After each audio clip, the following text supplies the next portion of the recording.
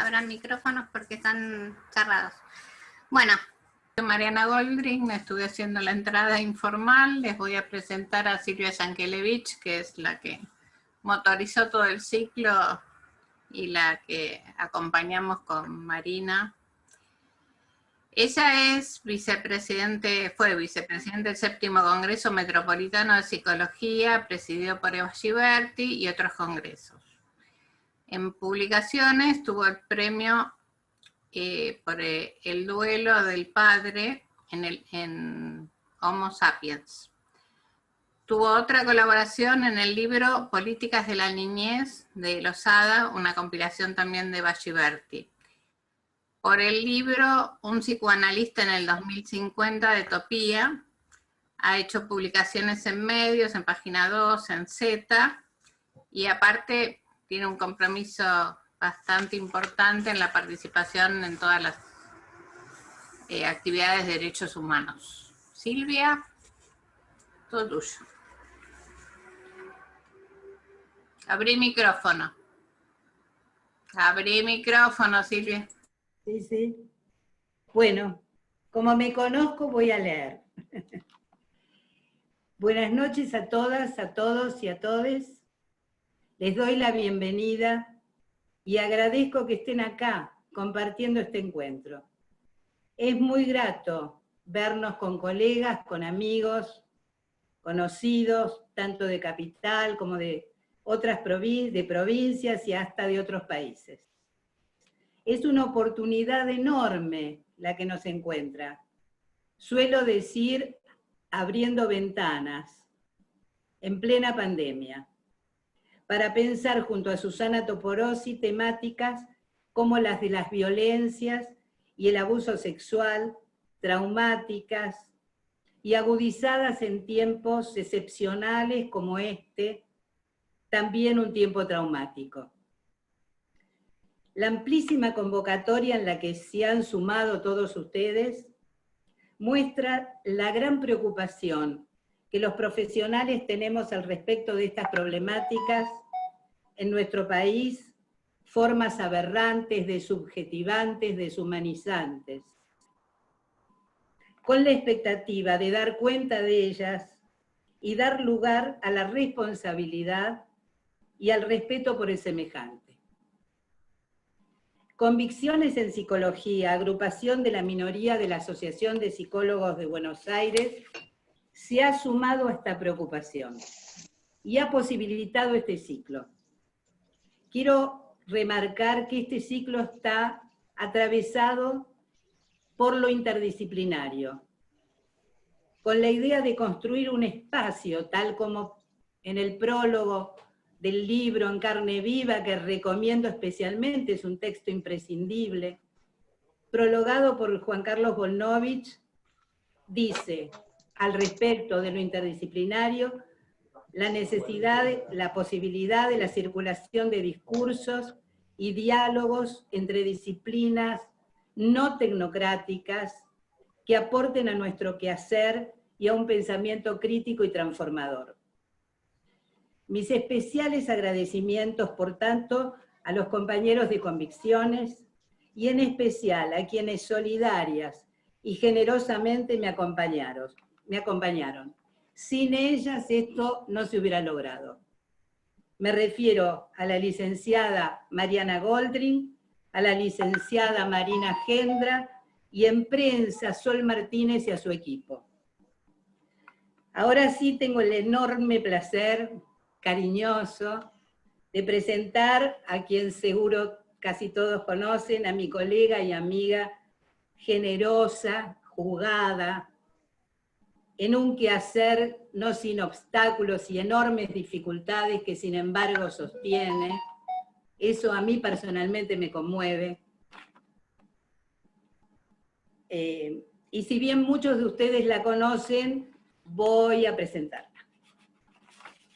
Susana es psicoanalista de niñas, niños y adolescentes, es ex coordinadora de salud mental de adolescencia del Hospital de Niños Ricardo Gutiérrez de Buenos Aires, es miembro del Consejo de Redacción de la revista Topía de Psicoanálisis, Sociedad y Cultura, Es investigadora en investigaciones clínicas UBACIT de la Facultad de Psicología UBA sobre abuso sexual infanto-juvenil desde el año 2009 hasta la actualidad.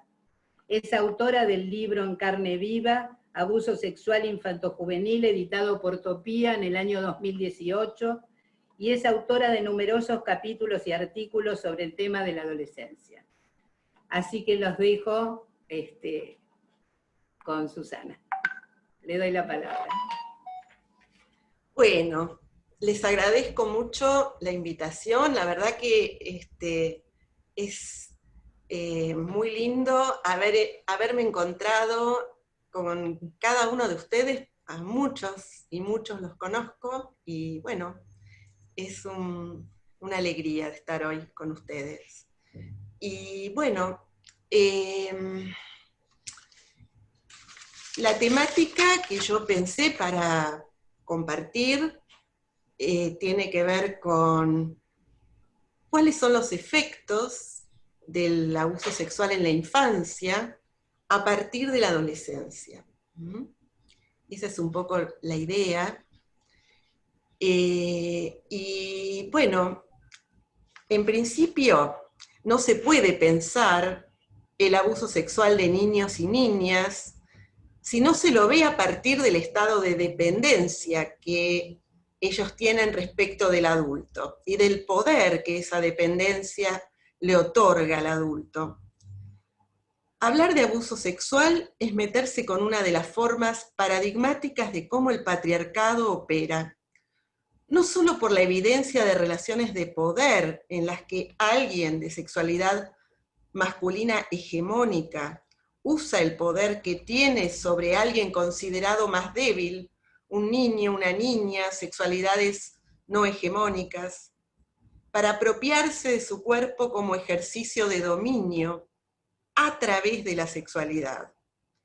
Hay una apropiación, hay un ser que se siente propietario de ese cuerpo. Hablar de abuso sexual permite ver cómo se constituyen las masculinidades en el patriarcado.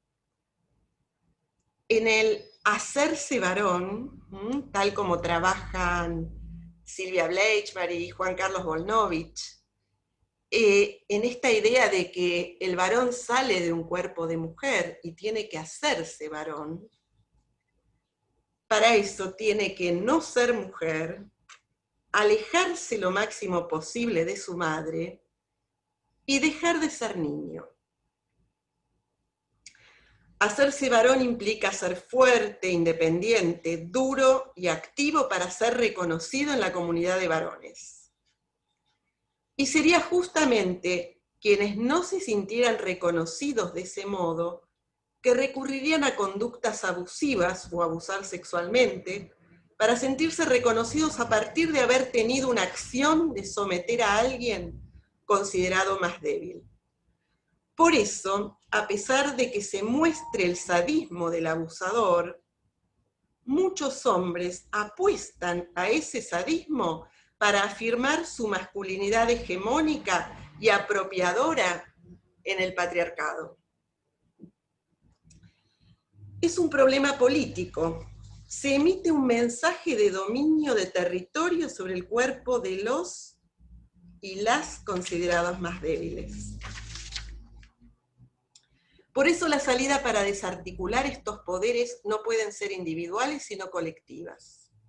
La desubjetivación que provoca a través de esa apropiación, la búsqueda de naturalización de esas violencias, el síndrome de alienación parental como forma de violencia simbólica que intenta instalar un sentido común acerca de que las niñas y niños mienten al servicio de mujeres que quieren obstruir su vínculo con los padres varones, son armas del patriarcado que tenemos que conocer, saber cómo actúan para comprometernos en un frente de lucha contra esas prácticas. Silvina Rivilli, psicoanalista argentina, lo consideró en el Foro Internacional de Derechos Humanos de Niños, Niñas y Adolescentes contra el SAP, inexistente SAP, lo consideró al SAP el colmo de la tortura en democracia. Se revictimiza a madres protectoras y a niños y niñas. Tenemos que disputar poder, nadie nos va a regalar derechos.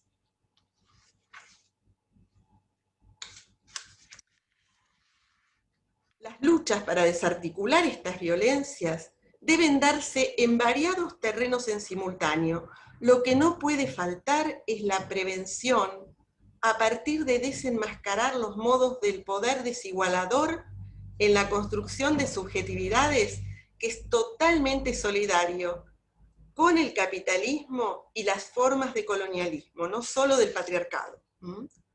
Para decirlo de otro modo, si no se lucha para desarticular todo al mismo tiempo, es difícil producir cambios. En los últimos años, las luchas feministas a partir de Ni Una Menos, apoyadas en luchas feministas anteriores, empujan transformaciones muy importantes.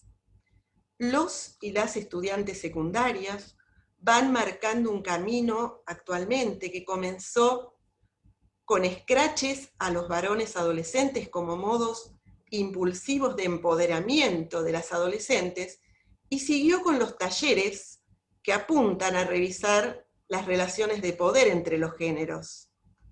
Todos somos hijos e hijas del patriarcado y necesitamos un trabajo de deconstrucción. Pero también hay que revisar los abusos de poder de todo tipo dentro de las instituciones, entre adultos y adolescentes. Y ni que hablar en estos días, ¿no?, de todo lo que implica la violencia institucional que vemos en tantos jóvenes, adolescentes masacrados. La denuncia del colectivo de actrices a fines de 2018 produce un antes y un después. Telma Fardín respecto del abuso sexual por parte de Juan D'Artés. A partir de ese momento, muchas mujeres, incluso adultas mayores, comienzan a preguntarse si algo que vivieron en su infancia o en su adolescencia podría haber sido un abuso sexual. Quienes trabajamos con niños, niñas y adolescentes, sabemos de la gran incidencia del abuso sexual en generaciones anteriores, porque muchas veces el relato aparece por primera vez por parte de esas mujeres en función de madres o abuelas, a partir del abuso a su hijo o hija. Podríamos hablar de una gran porción de la población que atravesó un silencioso traumatismo que en muchos casos condicionó íntegramente sus vidas afectivas y sexuales sin que se hubiera siquiera podido pensar y menos hablar con otros sobre esos traumatismos. Todas nuestras cabezas colonizadas por el patriarcado no permitían ni nombrarlo. Por ejemplo, en muchos lugares, y esto aún sigue sucediendo tal vez en algunos lugares de nuestro país, si un adolescente de 14 años tiene que irse a trabajar a una casa porque está en condiciones de desamparo importantes, puede ser abusada por el dueño de la casa, por el hijo del dueño de la casa. Y si se llega a embarazar, se siente que ella es una puta y se tiene que escapar. Es casi imposible pensar esta situación como una situación de abuso sexual.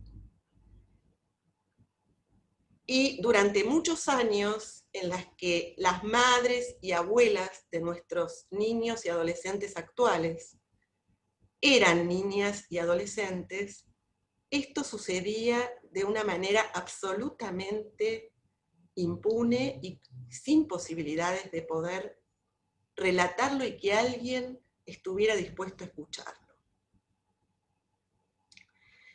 ¿Qué pasa cuando en una sociedad no están ni siquiera las categorías para poder nombrar los fenómenos que permanecen silenciados?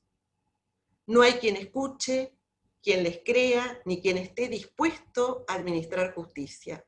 Mucho de eso aún perdura hoy. De las denuncias a progenitores que han abusado de niñas o niños entre 3 y 5 o 6 años, de 100 casos, solo 1 o 2 son condenados. Se duda del relato de los niños, suponiendo de que podrían mentir o deformar la realidad. Hablaba el otro día con una mujer de 40 años que había vivido distintos abusos de chica. Pudo empezar una terapia a los 23, y también digo, bueno, ojo que también muchas veces los analistas no veían, y no veíamos inclusive, una situación de abuso atravesados por las mismas cegueras que hubo durante muchos años en nuestra cultura y que recién muchas de ellas están empezando a levantar, ¿no? Esta mujer se plantea hoy que si ella hubiera tenido la posibilidad de saber que era sujeto de derecho cuando era chica, hubiera podido defenderse. Por eso me decía que ella reivindica la ESI y piensa que esa educación permitiría sujetos que no dependieran solo de que hubiera un adulto con capacidad de protegerlos. Es un tema interesante de debate. La ESI está permitiendo salir del paradigma paternalista de la obediencia del niño o niña al adulto solo por ser adulto, y apunta a que los niños y niñas digan, por ejemplo, eso no me gusta, pero sabemos que no alcanza. Será importante que tanto las subjetividades masculinas como las femeninas se constituyan bajo otras relaciones de poder, y ese es nuestro mayor desafío. Bueno, yo voy a compartir ahora con ustedes pantalla.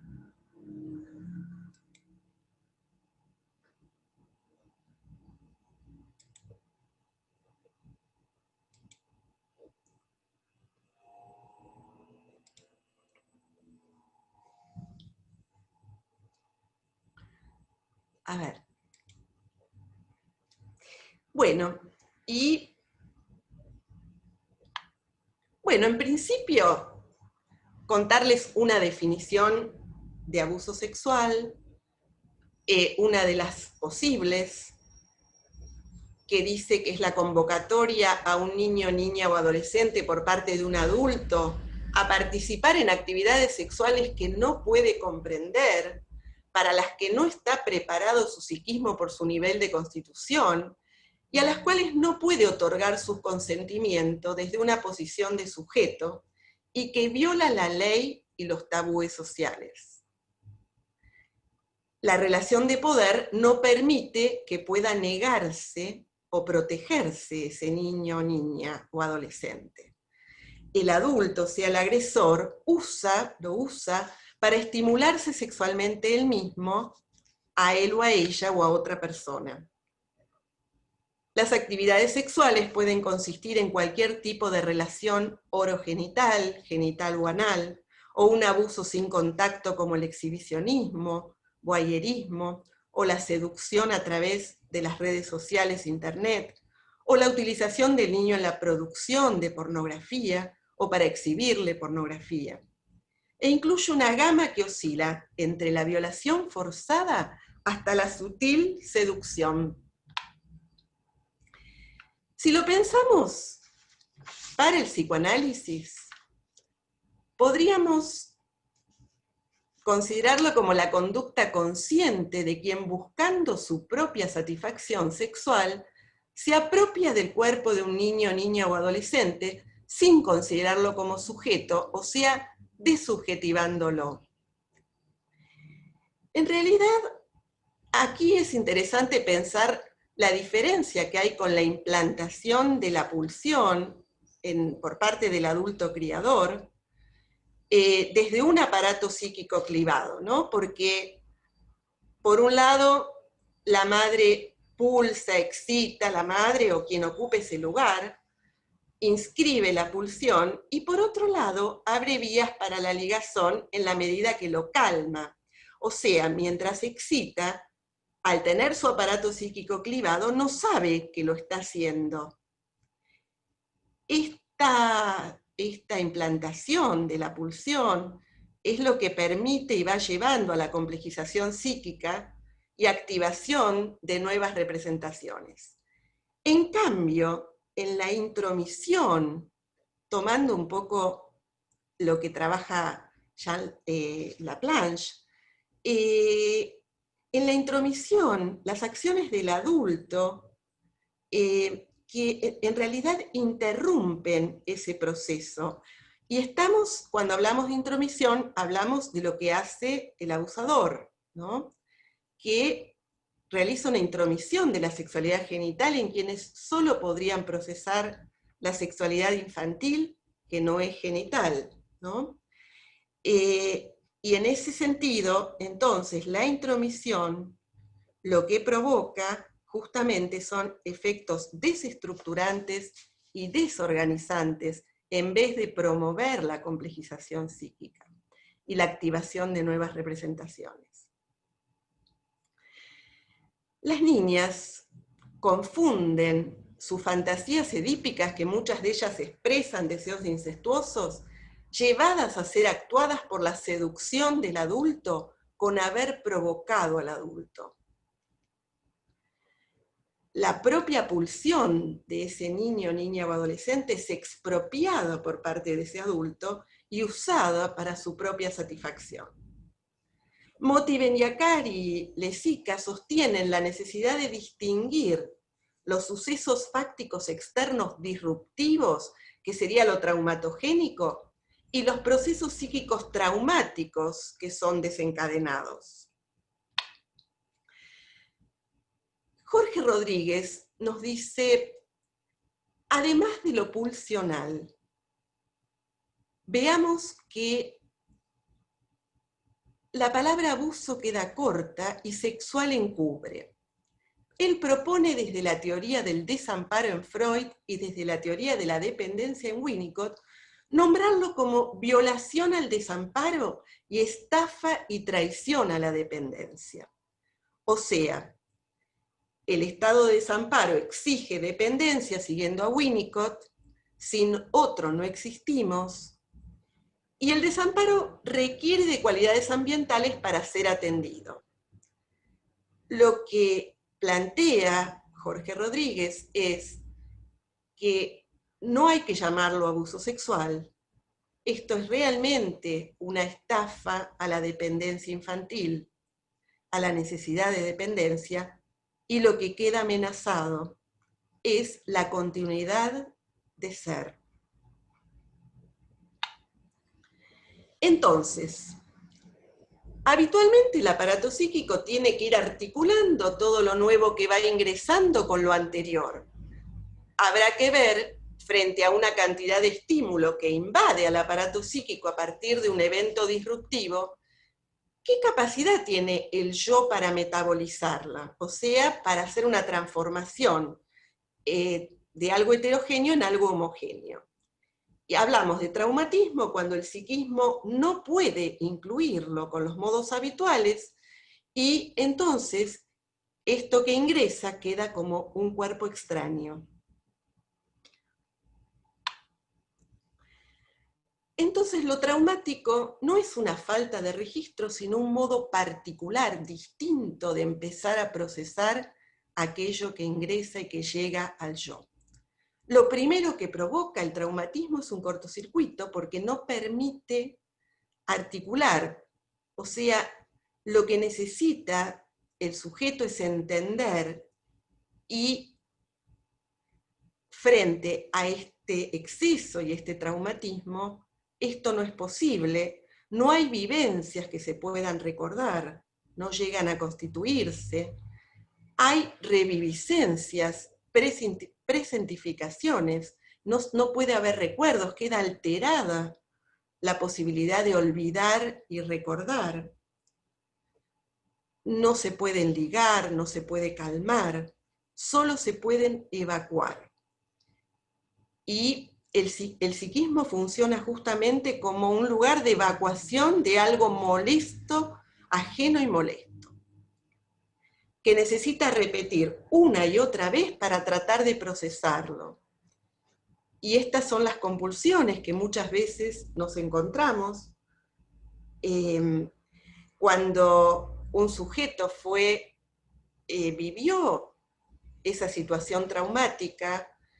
Muchas veces vemos en los niños o niñas cómo necesitan, se vuelve a repetir compulsivamente, muchas veces inclusive en relación a otro niño de su edad o alguien más pequeño, hacerle a ese niño aquello que vivió sin poder evitar repetirlo en un intento de tratar de entender y de tratar de encontrarle un sentido a eso vivido que no pudo ser articulado. Entonces, pensemos que una cosa es lo inevitable que le ocurre al cuerpo, muchas veces durante esa situación de abuso, que tiene que ver con una sensación pulsional de satisfacción, y otra cosa es lo que siente el yo, que habitualmente rechaza y detesta lo que suele registrar como humillante. Entonces, ¿cómo salir de la responsabilización del niño o el adolescente sin caer tampoco en una situación en que quede como alguien pasivo, sin tener en cuenta el nivel de producción de fantasías que la acción del adulto impone, el nivel de excitación que se genera en el cuerpo y el tipo de compulsiones que pueden producirse, llevándolo a hacerle a otro algo que no le hubiera gustado que le hicieran? Lo que vemos es que lo traumático habla mucho más por el cuerpo que por el relato, por la palabra. Se reconoce más por la fractura del relato que por el relato mismo.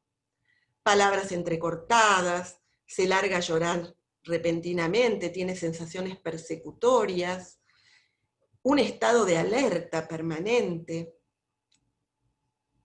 Y eso o está todo el tiempo presente y le resulta abrumador, y esto es lo que vemos en la ideación suicida de adolescentes que fueron abusadas y que en realidad, muchas veces cuando dice que se quieren matar, en realidad quieren matar la presencia compulsiva de eso que vivieron de modo que traumatizó y que no puede ser olvidado. Y en realidad no es que se quieren morir, quisieran matar esa presencia compulsiva. Lo que vemos muchas veces son adolescentes y niños que utilizan mecanismos defensivos extremos, como las disociaciones, que producen pérdida de sensación de quién soy, trastornos en la memoria, sensaciones de confusión. Esto se ve muy bien en una serie de Netflix que se llama Inconcebible, en el capítulo 1, que les recomiendo, que vale la pena verla, es excelente toda la serie, pero ahí se ve muy bien cómo frente a lo traumático, una adolescente, una jovencita, cómo funcionan las disociaciones, ¿no?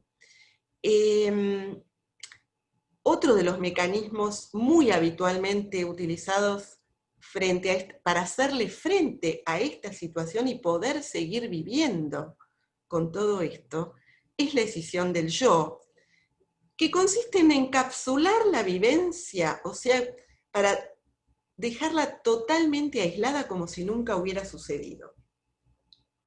En realidad, el sujeto no siente ni registra una serie de afectos que pudieran conectarlo emocionalmente con eso que tiene encapsulado para no reactivarlo.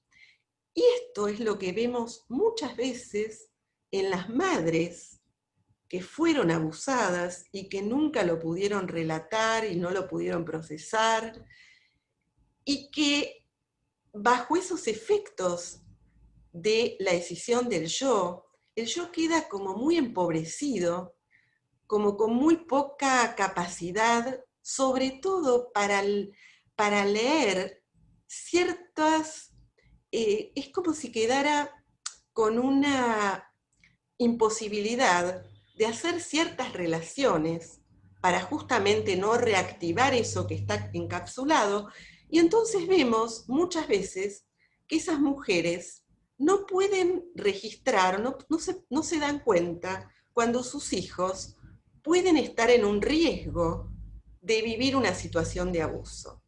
Para darles un ejemplo, a veces vemos mujeres que por ahí dejan al cuidado de su padre abusador o de sus padres, digamos, donde ella vivió una situación de abuso, dejan a sus hijos.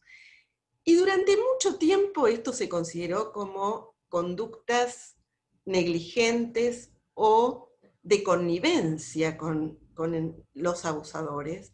Y lo que entendemos es cómo los mecanismos psíquicos para poder seguir viviendo después de un abuso para estas mujeres, y sobre todo cuando esto ocurrió en épocas donde esto no se podía trabajar, procesar, cómo realmente se trata de efectos de sus propios traumatismos, ¿no? Bueno, otro de los mecanismos que vemos muy habitualmente también después de un abuso sexual es la identificación con el agresor, que trabajó tanto Ferenczi. Y vemos las dos caras de la moneda, o los adolescentes, o niños o adolescentes que se identifican en el sentido del sadismo de este agresor, o que están en una situación de total sometimiento hasta el punto de adivinar lo que esperaría el agresor, ¿no? Para poder complacerlo, ¿no? Dos caras de una misma moneda. Es importante que no dejemos de hablar de la retractación, que es la respuesta que tienen niños y niñas cuando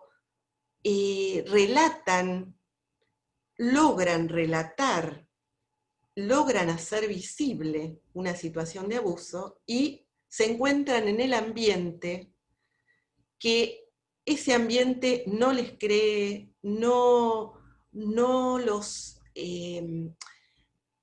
toma esto,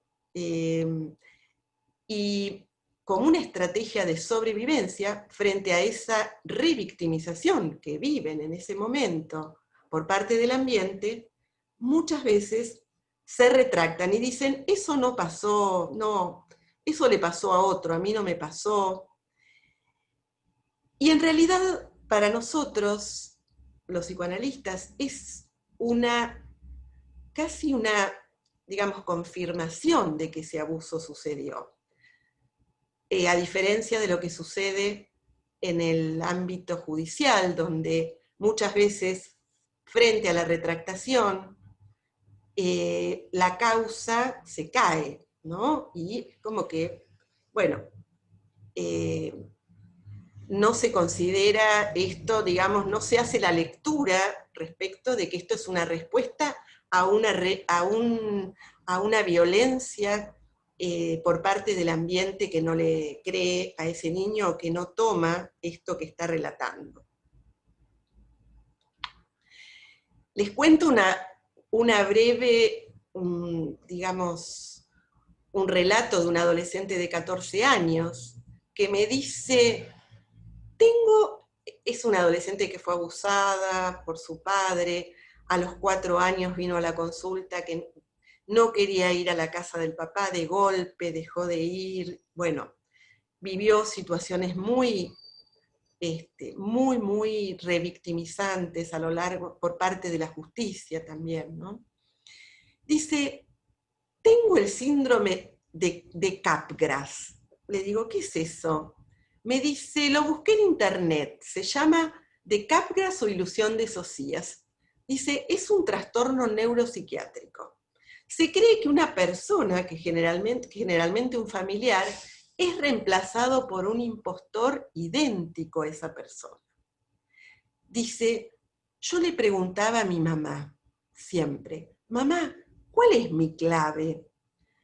Y muchas veces, dice, tengo esa sensación de que de que esto no pasó. Esto, en realidad son personajes, y yo también, somos personajes de una película, bueno, acá se ve el mecanismo de decisión del yo, ¿no? Porque es como que una parte sabe que tiene un padre abusador y otra parte reniega, diciendo, es un impostor, no es mi padre, a mí no me sucedió eso. Entonces, de acuerdo a lo que propuso Freud, es necesario un segundo momento para que se constituya en trauma lo acontecido en la infancia. Trabaja en estudios sobre la histeria. El abuso puede inscribirse como traumático cuando ocurre, pero es necesario el advenimiento de la sexualidad puberal para que se signifique como sexual el hecho de abuso padecido en la infancia. Lo que nosotros vemos es que el abuso durante la infancia, para el niño, lo que queda más pregnante es, como traumático, es la sensación de incremento del desamparo que provoca en ese niño. Entonces, podríamos decir la maldad del abusador,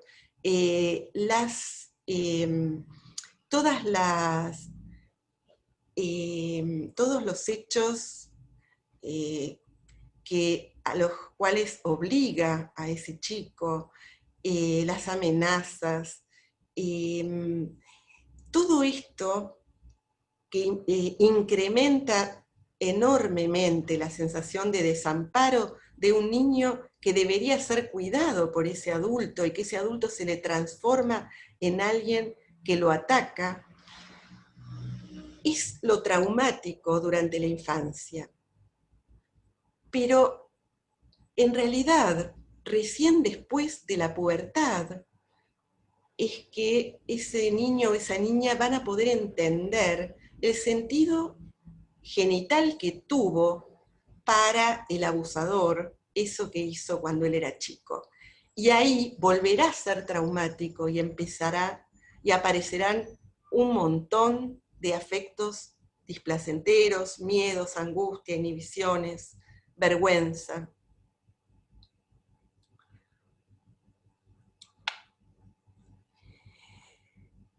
Philippe Gutton, y en nuestro ámbito, Adriana Franco, que es la directora de nuestras investigaciones en la Facultad de Psicología, ella es profesora de Clínica de Niños y Adolescentes en la facultad, trabajan mucho esta temática de los trabajos psíquicos a realizar para apropiarse de la genitalidad como algo placentero, que podrían llamarse de la maduración del aparato genital preanunciada por la aparición de los caracteres sexuales secundarios hacia la genitalización psíquica de la sexualidad. O sea, que en realidad el desarrollo biológico y en la entrada a la pubertad como un momento de la biología, no garantiza que ese sujeto pueda estar apto para el encuentro sexual genital en un sentido de haberse apropiado de esa genitalidad como algo placentero, ¿no? ¿Cómo se constituye y subjetiva el cuerpo genitalizado por la pubertad si se han padecido una o varias situaciones de abuso sexual en la infancia? Sobre todo cuando la intromisión fue por parte de personas ligadas afectivamente al niño o la niña. Entonces, en la adolescencia, por ejemplo, si tomamos las fuentes de la pulsión, por un lado, a través de percibir las propias sensaciones de excitación en la zona genital, esa va a ser una de las fuentes, y otra va a ser, por ejemplo, la excitación proveniente del cuerpo del otro, de la mirada deseante del otro u otra. ¿Qué pasa si ese chico o esa chica vivieron una situación de abuso sexual en la infancia? Probablemente va a ser muy difícil que puedan hacer una exploración a partir de la excitación proveniente del cuerpo del otro y sobre todo de la mirada deseante del otro, porque va a estar impregnado de la mirada del abusador. Lo cual provoca una serie de cuestiones. Les voy a contar, por ejemplo, esta misma adolescente que les contaba antes de 14 años. Me dice: tengo mucha desconfianza de los varones. Tuve un ataque de pánico cuando un amigo me quiso besar.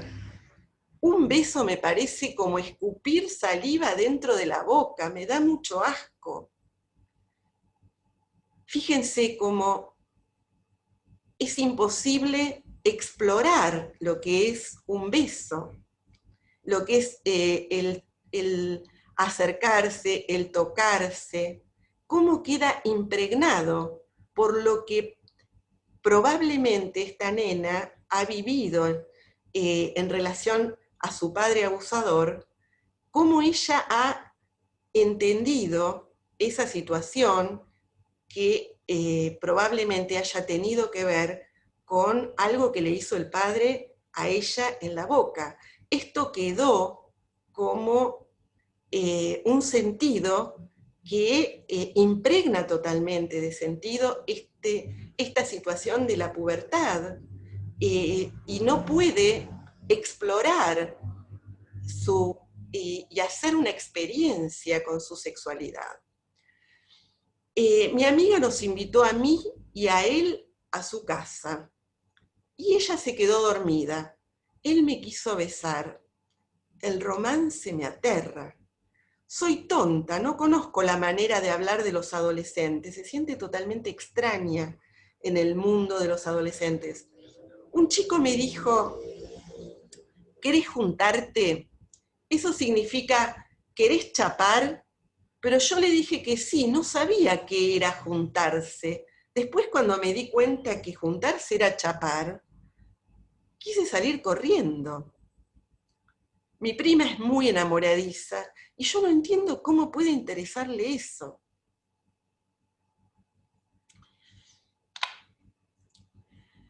Bueno, por otro lado, sabemos del trabajo psíquico, y retomando también lo que trabaja Philippe Couton, de deserotización de las figuras parentales en la adolescencia, ¿no?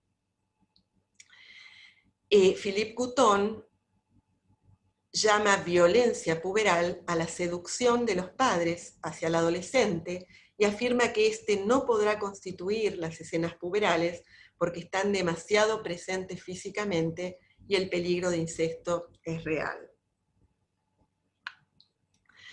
Bueno, yo les quiero comentar brevemente algunas de las conclusiones de un trabajo de investigación de UBASIT que hicimos entre 2011 y 2013, se llamaba Apropiación de la genitalidad en adolescentes que fueron abusadas sexualmente en la infancia, dirigida por Adriana Franco y Carlos Kach.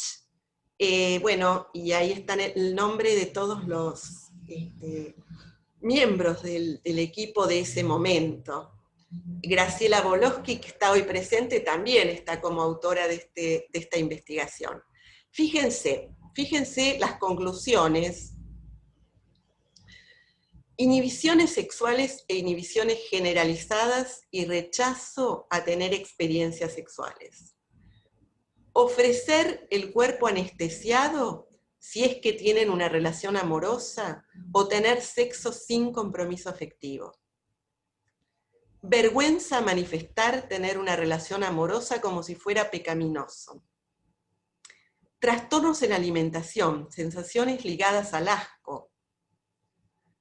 En todos los materiales, pérdida de confianza en los vínculos con pares, en algunos casos generalizados, en otros con pares del mismo sexo o del sexo complementario. Vergüenza e incomodidad con su cuerpo por la evidencia de los atributos femeninos. Era una muestra de adolescentes de que eran todas chicas, ¿no? Es una investigación cualitativa. Repliegue, preferencia de gimnasia por sobre tener relaciones sexuales, conductas de autoagresión con su cuerpo, exigencia de tener un cuerpo perfecto, masturbación intensa para calmarse, embarazo no deseado, culpa. Predomina ampliamente la presencia de reviviscencias traumáticas, se repite la presencia de estados disociativos, aparecen también evocación desafectivizadas, estados de aturdimiento, sueños de angustia y confusión.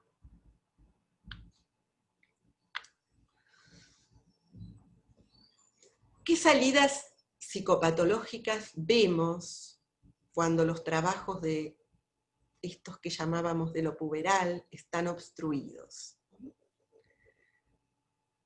Vemos anorexia, trastornos narcisistas no psicóticos, la imposibilidad de iniciar un trabajo de lo puberal frente a la reactivación pulsional en la adolescencia.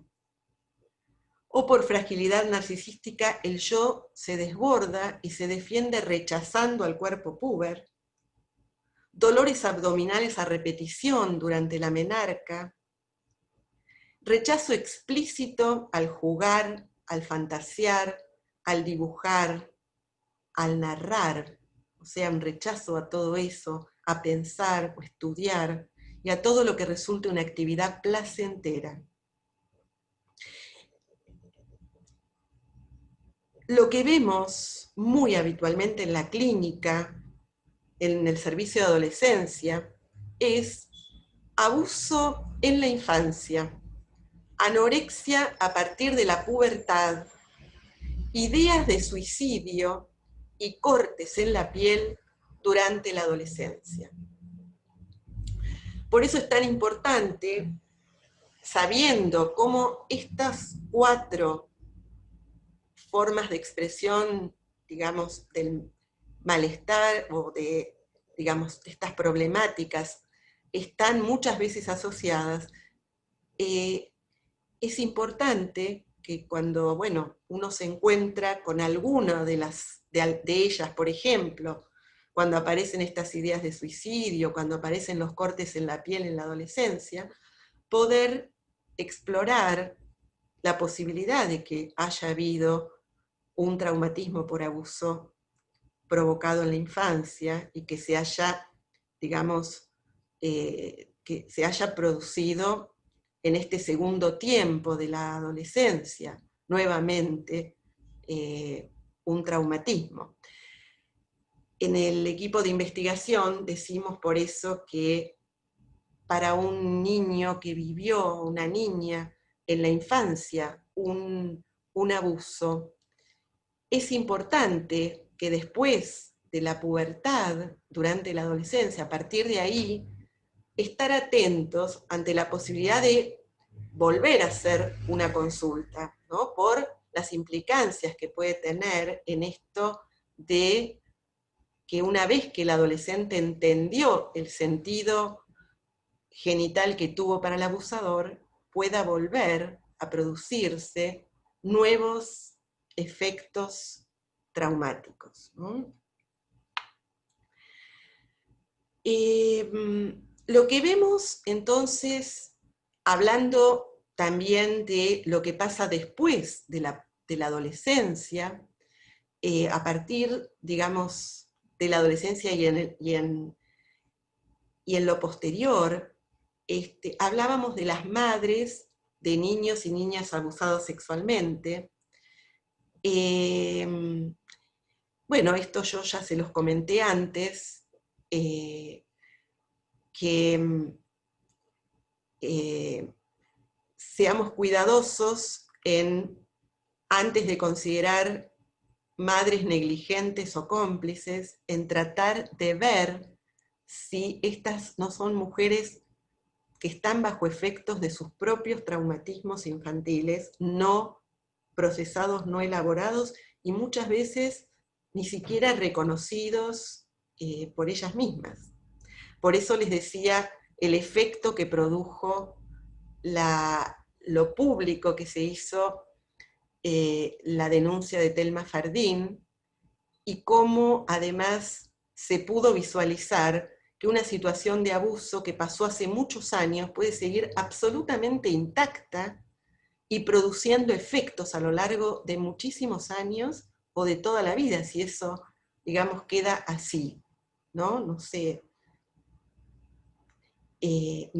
procesa.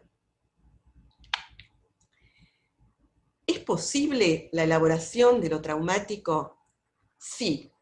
Si en la sociedad se reconoce quién realizó el daño y quién fue el dañado,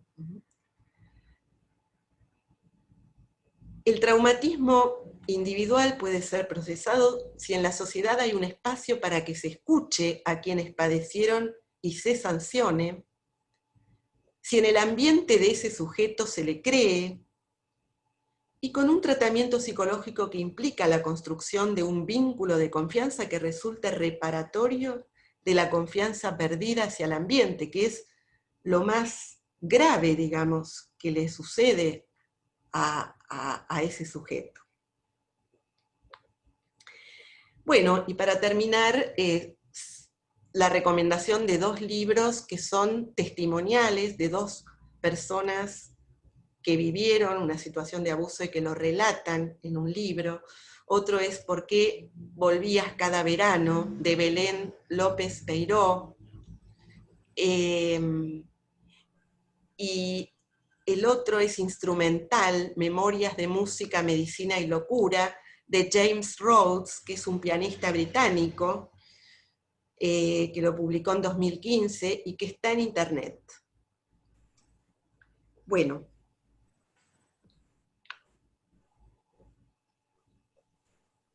Bueno. Voy a tratar de volver, a ver cómo vuelvo, porque no encuentro, a ver, esperen, voy a cerrar, sí, ahí está. Bueno,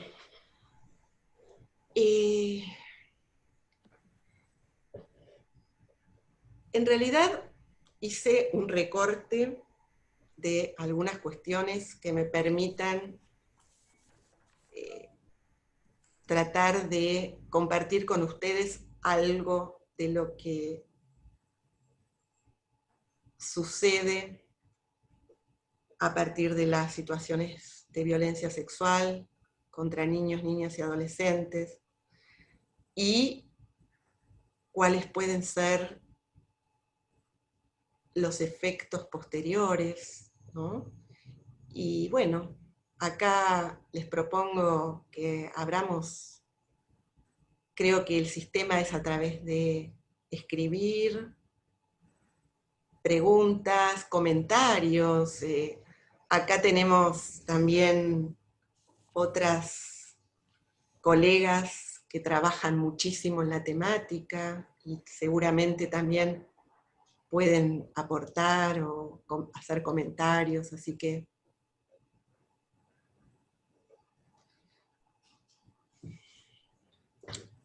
Bueno, ¿se escucha? Sí. Sí. Como les comentaba Susana, la idea es que puedan ir haciendo las preguntas por chat y comentarios. Por ahora tenemos una pregunta, Susana, y varios comentarios. Bueno. Te comento, la primera pregunta la hizo Andrea Moyano. Lo que ella dice es, en el caso de que un adolescente tenga una relación sexual con una persona mayor, que no está en desventaja, o sea que no es vulnerable, ¿podría estar tratando de repetir? ¿Que no es qué? Que no es vulnerable. La persona mayor con la que ese adolescente tiene una relación no es vulnerable. Y ella pregunta, ¿podría estar tratando de repetir posibles abusos vividos? ¿O puede tomárselo como una forma de explorar la sexualidad? A ver, sería un adolescente que tiene una relación con una persona adulta, Sí, mayor. mayor. Sí, yo les cuento, es una pregunta interesante porque nos abre a todo un tema que tiene que ver con los adolescentes que muchas veces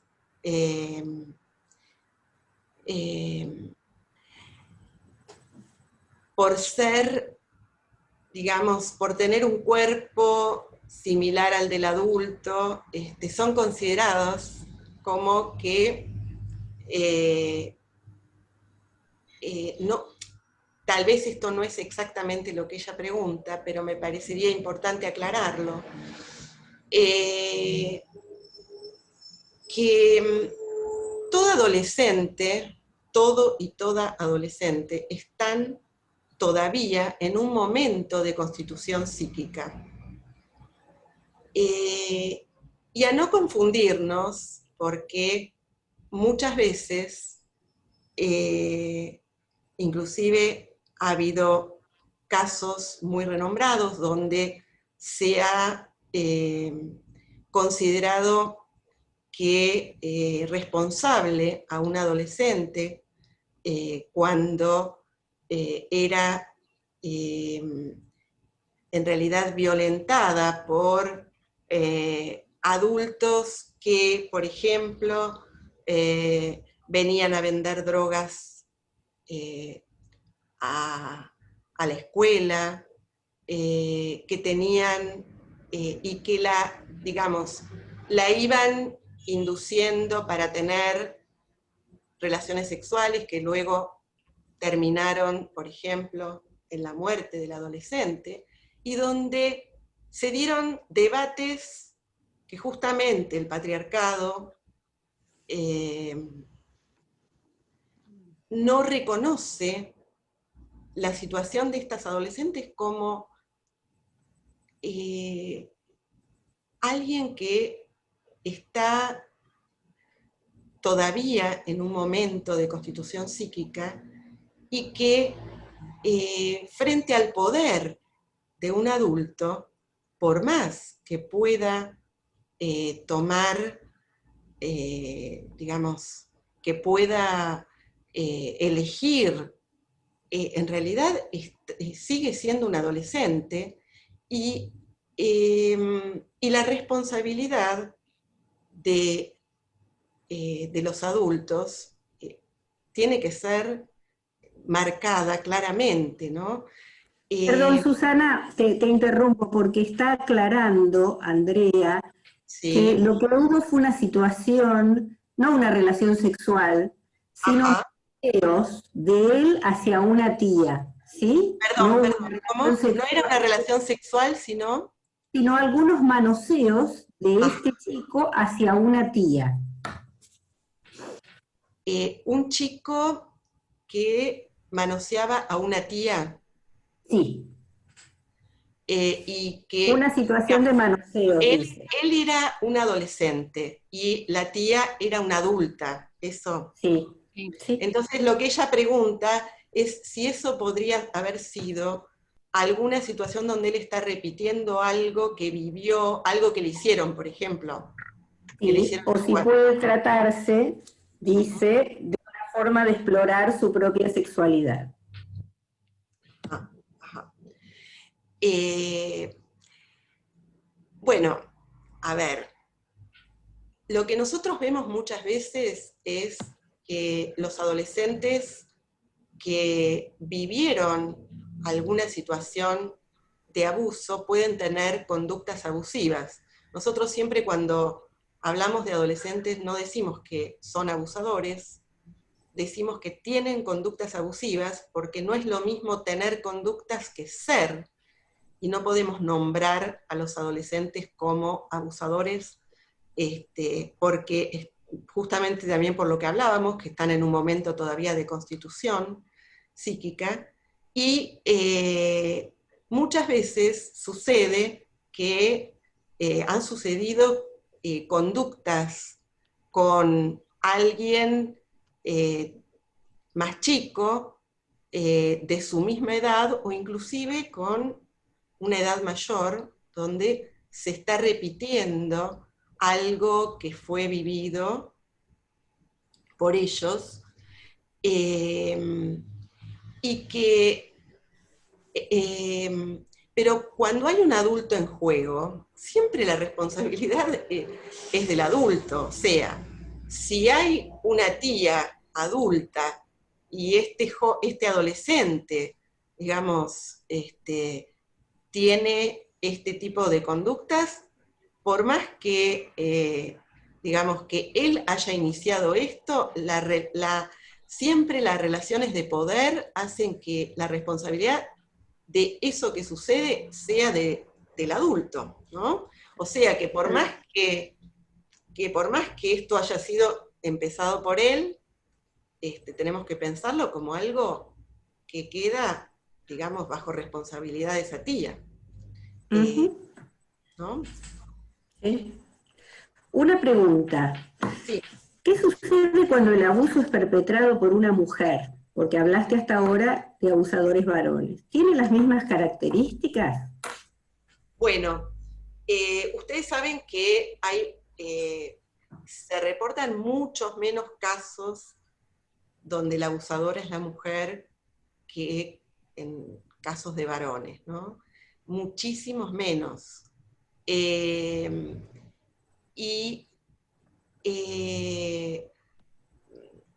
Ha habido, por ejemplo, situaciones de docentes con alumnos que han sido denunciadas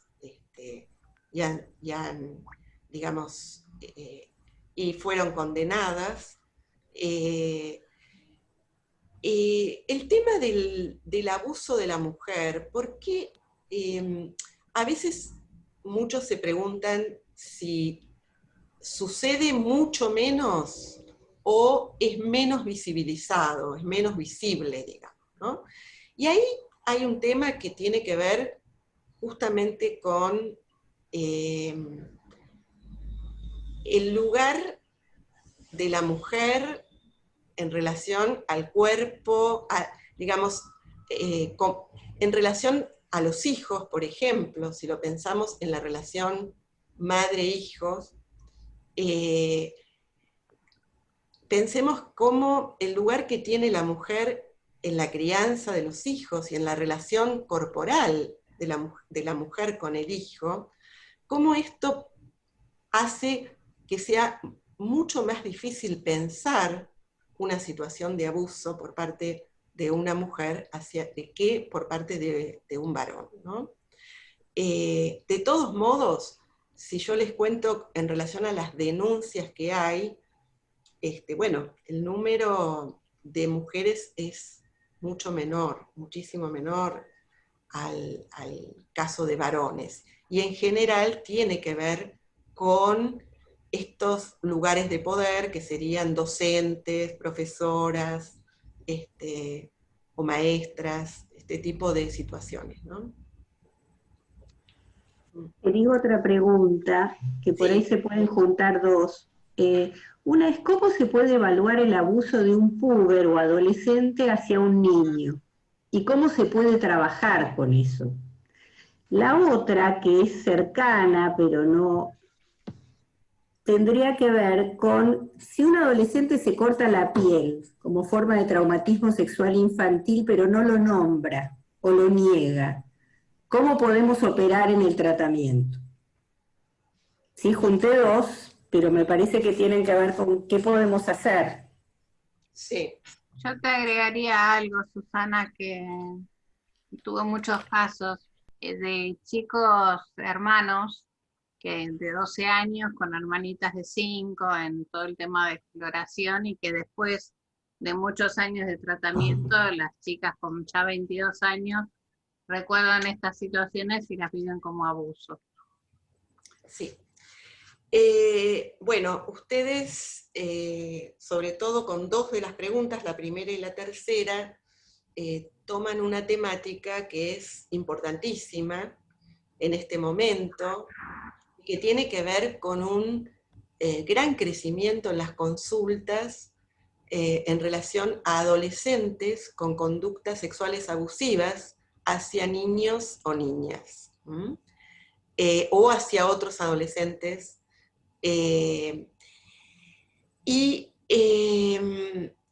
Por un lado, lo que vemos de estos chicos, yo justamente, bueno, trabajé mucho con estos adolescentes, vengo trabajando hace varios años en el hospital, y les cuento que algunas cuestiones. Primero, que no todos ellos fueron abusados sexualmente.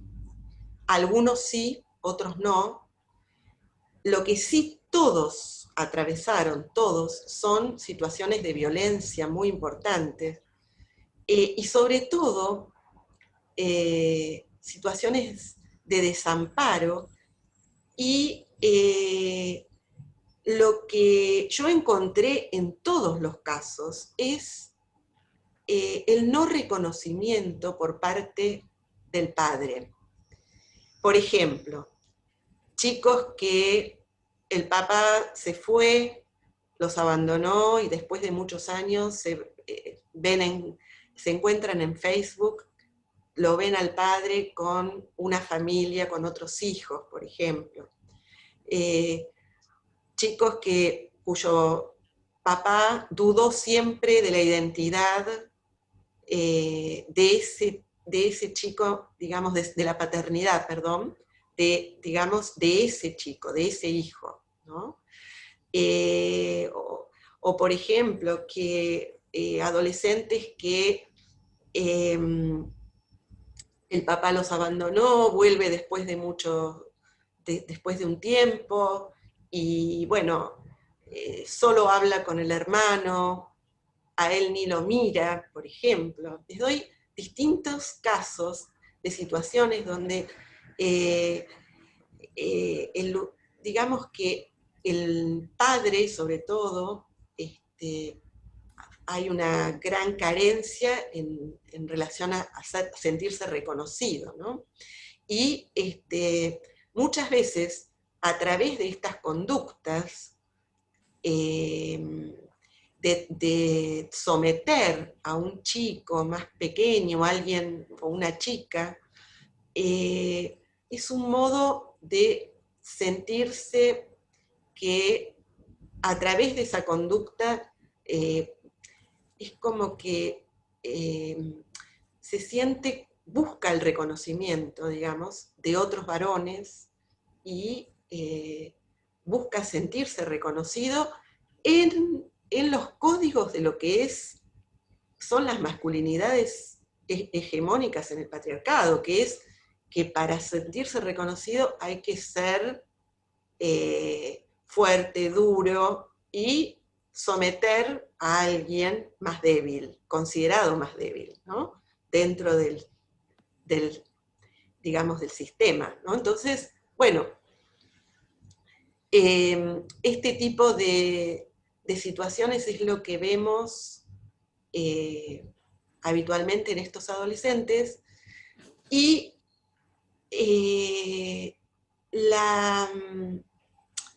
en realidad el tratamiento, que es tan importante, digamos, hay dos cosas muy importantes. Por un lado, que intervenga un organismo de protección de derechos.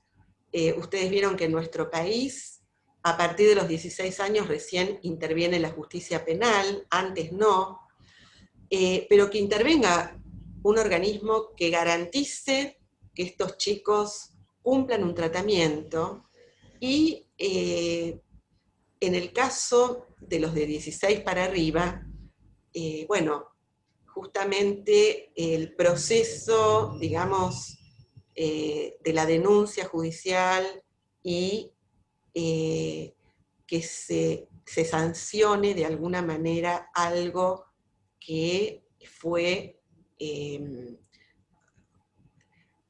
una acción que no se puede hacer, que es algo delictivo, pero lo más importante es que ese chico, ese adolescente, tenga la posibilidad de hacer una experiencia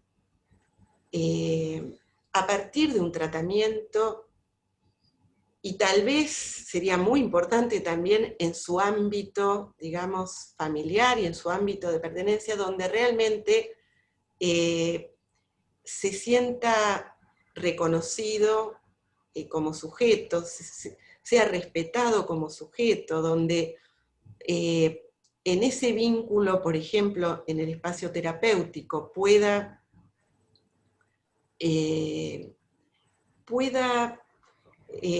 ser recibido y alojado como nunca se sintió recibido y alojado, porque son todos chicos que vivieron traumatismos muy importantes en sus familias y que además se combinan con traumatismos sociales, ¿no?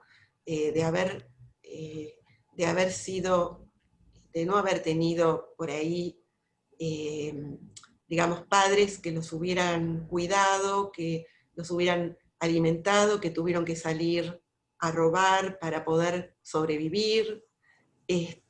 Bueno, muchas situaciones muy duras vivieron estos adolescentes. La mayoría, digamos. Ahora, por otro lado, lo que vemos mucho también en estos chicos son conductas abusivas en relación a hermanos o hermanas más pequeños. Esto también es muy habitual y cada vez lo vemos más. Y ahí hay que pensar que son dos, digamos que tenemos dos sujetos a los que tenemos que considerar, que tenemos que atender y que tenemos que considerar que están en riesgo si no se toma, digamos, cada uno de ellos, si no se lo considera y no se le ofrece un espacio, digamos, de procesamiento de esto sucedido, ¿no?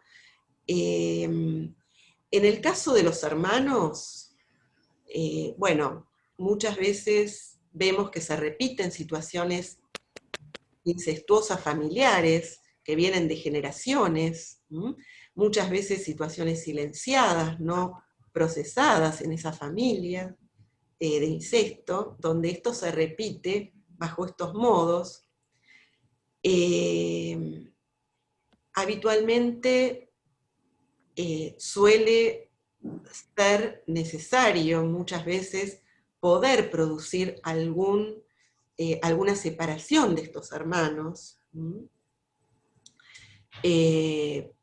por lo menos durante un tiempo, hasta que esto, digamos, se pueda trabajar y se pueda hacer un proceso terapéutico. Por supuesto que siempre es caso por caso y hay que ver. En los casos que son hermanos es muy difícil la denuncia, salvo que se trate, digamos, de un adolescente grande, donde ya es un adulto, y que ya, digamos, eso es como que entra en otro terreno, ¿no?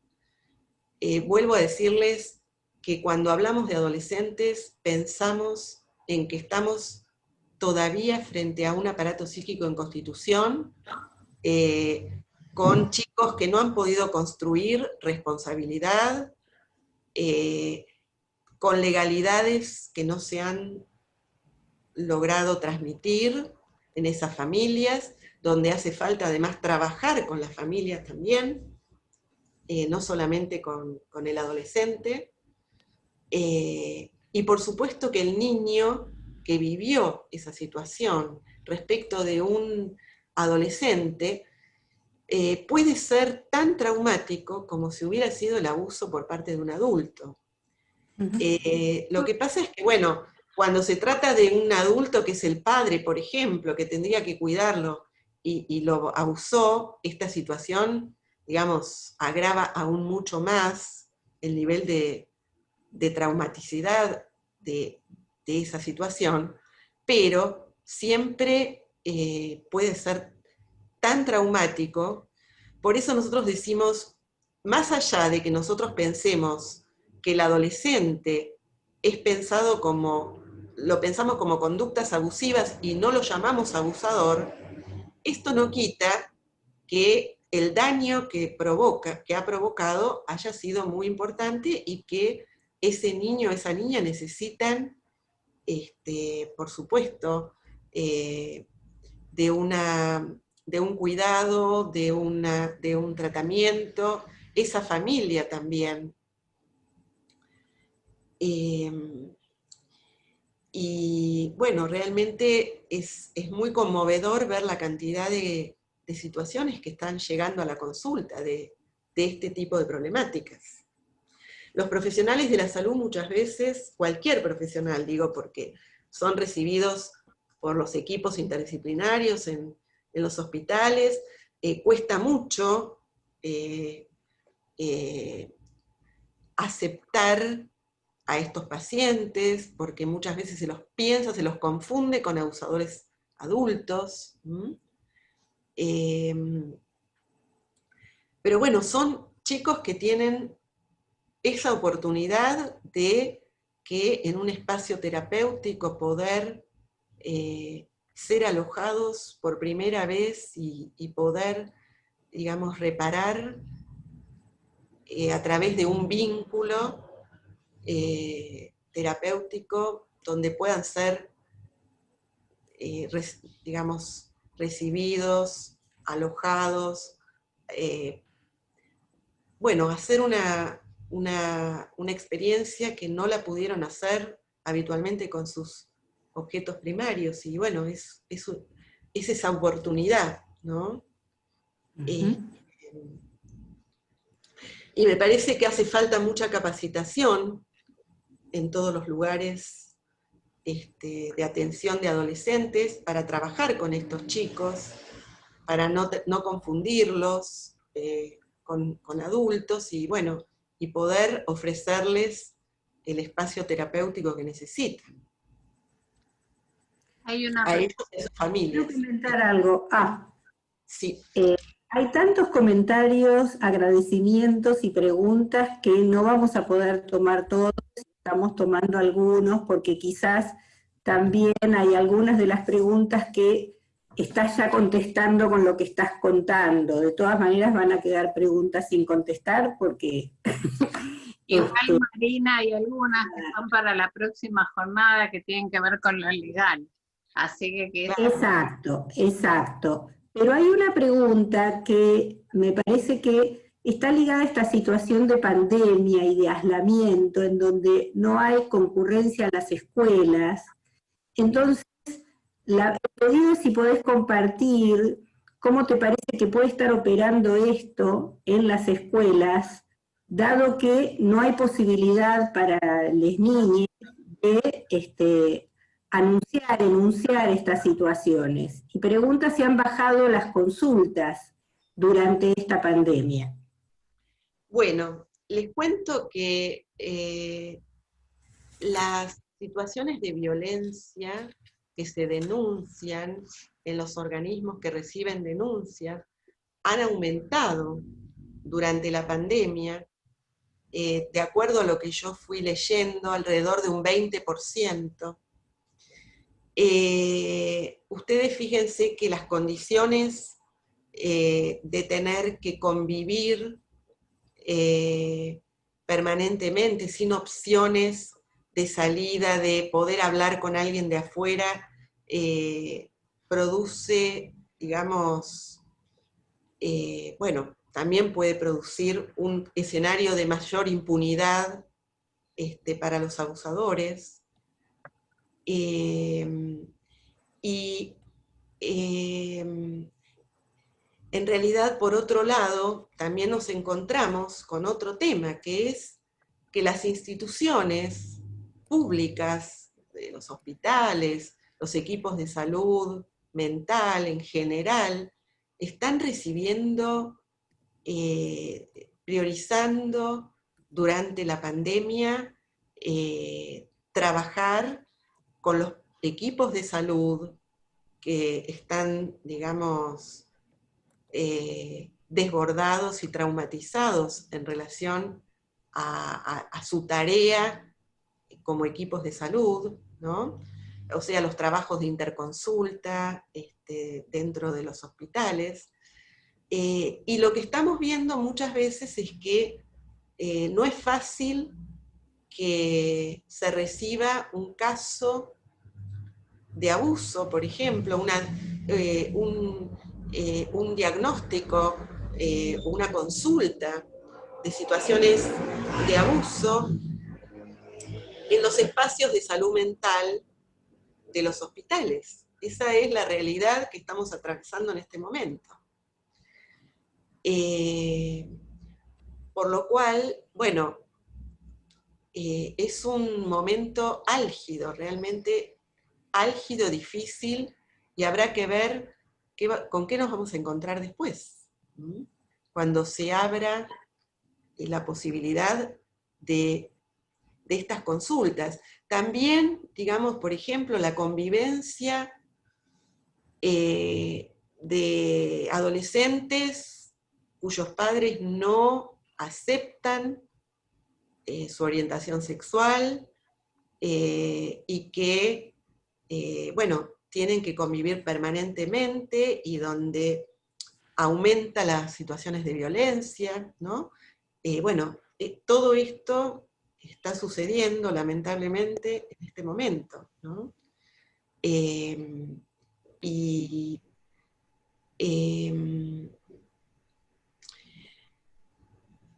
No sé si acá hay muchas colegas que trabajan en otros ámbitos y por ahí sería interesante saber si más o menos coinciden con esto que yo les estoy contando, qué es lo que yo veo, ¿no? Quiero decirte, Susana, que tal como planteaba Marina, hay muchísimos agradecimientos, hay muchas recomendaciones de películas junto con la de Inconcebible para tener en cuenta. Buenísimo. Y que además de recibir respuestas tuyas y planteos problemáticos para pensar, para seguir pensando, hay preguntas, hay comentarios, y abrir preguntas me parece lo más fundamental en este encuentro. Sí. Así que vamos terminando. Voy a pedir un aplauso para Susana, de parte de todos.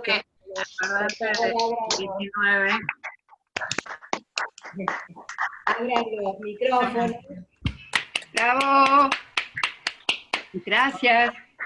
Excelente. Agradecimientos, muchos. Gracias, excelente. Quería decirles que hay un próximo encuentro el día 19, sobre herramientas legales y clínicas para la detección y el diagnóstico del abuso sexual, complementario al encuentro tan grato, importante con Susana. Así que están todos invitados y, bueno, les pedimos que difundan. También invitamos a acercarse a Convicciones, invitamos a hacer propuestas a Convicciones para nuevos encuentros de este tenor, que los vamos a recibir con muchísimo gusto. Proponemos también, invitamos a asociarse a la asociación, a un intento que Convicciones, siendo de la minoría, está haciendo para reflotar la asociación, para ampliarla en momentos difíciles después de un tiempo neoliberal y ahora con un tiempo pandémico. Así que, y agradecer especialmente la generosidad de todos los aportes de Susana.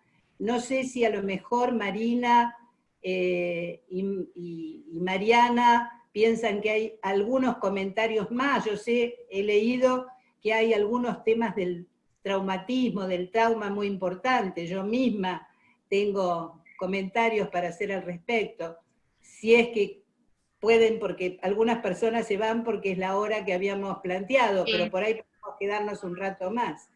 La pregunta que había era si se podía diagnosticar de alguna manera, o sea, rápidamente estas cuestiones de abuso. Si había técnicas, había una forma de... Miren, les digo brevemente, a mí me parece que hay que tomarse tiempo, no se pueden hacer diagnósticos express, porque realmente hace falta discriminar muchas cuestiones, si bien por supuesto que se cuestiona totalmente lo que dice el síndrome de alienación parental, que no tienen absolutamente ningún basamento científico, que jamás, digamos, sino que solamente está en función de fortalecer a los abusadores y a los violentos, con poder político y económico, sobre todo, pero tenemos que saber que hay situaciones que pasan por otro lado, que parecen que pueden ser un abuso y no lo es, y que requiere de un trabajo cuidadoso. Por supuesto que además decir que hacer un diagnóstico no es solamente para saber si hubo o no hubo abuso, es para ver muchas otras cosas, qué le está pasando a un niño, bueno, cómo poder entender una situación de ese niño y esa familia, pero es fundamental tomarse un tiempo. Uno se lleva muchas sorpresas, porque al principio pueden aparecer ciertas cosas que después se van descartando, y si hay algo para transmitir en eso es que no se puede hacer rápidamente. Bueno, y tal vez hay mucho para explicar, estaría para otra charla, cómo se reconoce lo traumático, pero lo dejamos para otro momento. Me parece que sí, ¿no? Pero ¿Alguien está hablando por ahí? Sí, alguien está hablando. abrieron cuando no tenían que abrir, cuando estaban subiendo los casos. Mira un poquito. En lugares donde están cerrando, Que ahora se acá abrí. silencian todos. Ahí está, listo. Abrí, Silvia, tu micrófono, que te apagué a vos también. Abran Susana, Marina y Silvia. Sí, Susana, estás, ahí está. Creo que es hora de despedirnos, Silvia. Y la próxima seguimos con el mismo tema, se agrega todo lo legal, que muchos hicieron algunos comentarios sobre qué se hace desde el aspecto legal, pero como es la jornada del 19, vamos a verlo ahí. Es un sábado a las 5 de la explicando. tarde. Vamos a poner como esta vez un rato antes para que puedan ir entrando con tiempo. No se confundan, el horario es el del afiche. Temas técnicos. Están preguntando cómo entrar en la próxima y van a recibir la información como recibieron esta, ¿sí?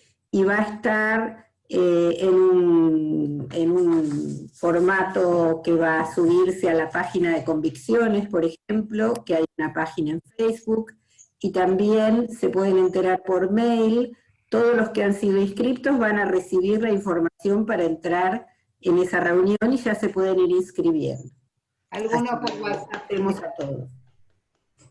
De nuevo, si están abiertos los micrófonos, pido un aplauso para Susana, por favor. Muchas gracias a todas, a todos, y Susana, muchas gracias a vos. Nos terminamos el 19 y si hubo errores, esperamos subsanarlos para la próxima. Muchas gracias. Felicitaciones. Gracias, Susana. Chao. Gracias, Susana. Muy agradecidos. Gracias.